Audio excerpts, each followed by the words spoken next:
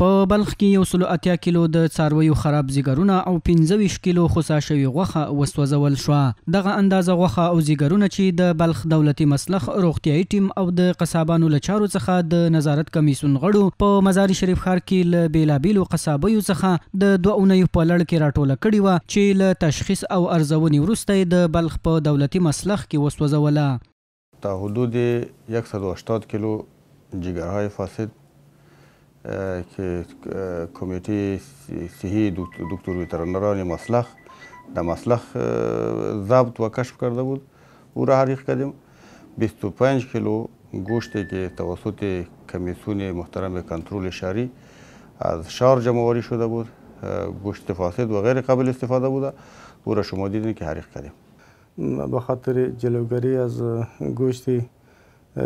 گوشت‌های فاسد و خودمرده و همچنان بعضی حیوانات حرام که محترم کمیسیون هستند که از چند ریاست‌ها و به شمول مقام ولایت تشکیل هستند جلوگیری میکنه و شروالی کاملا از اینا حمایت میکنه و الحمدلله تا خیلی مؤثر هستند. همدارنګه دغه مسلخ روغتیا څارونکی او د قصابانو له چارو څخه د نظارت کمیسیون پر قصابانو د جدي څارنې خبر ورکوي ترڅو په ښار کې د غیر صحي غوښو د پلور مخه ونیسي او ښاریانو ته با کیفیت او صحي غوښه وړاندې کړي. روند کاری ما طوری است که مواشی که از بیرون میآید قرنطین میشد توسط دکتر صاحبا اینجا چک و معاینه میشه و بعد از او به کشتار سوق داده میشه. بعد از ذبح توسط تیم صحی مسلخ دوباره تمام اعضای داخلی از قبیل شوش و جگر و تیلیک کلش چک میشه.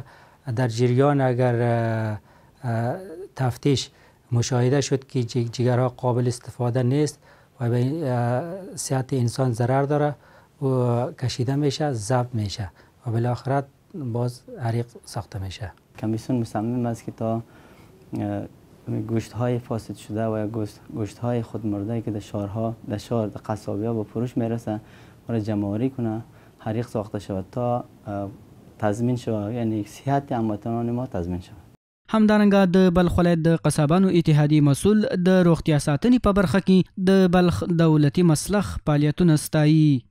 از حساب مسلخ ما مردم 100% راضی هستیم. همین گوشتایی که همین روز حریق شد، جگرهایی که فاسد است حریق شد، با وجودی که قصابا متضرر میشه و استقبال صحت مردم ما برای ما مهم است که این چک میشه، معاینه میشه، این به حساب لاشسوس در داده میشه. موضوع راضی است. د شته اطلاعاتو پر بنسټ د بلخ دولتي مسلخ په تیر یو کال کې 8 ټنه غیر صحي غوښه له منځه وړې.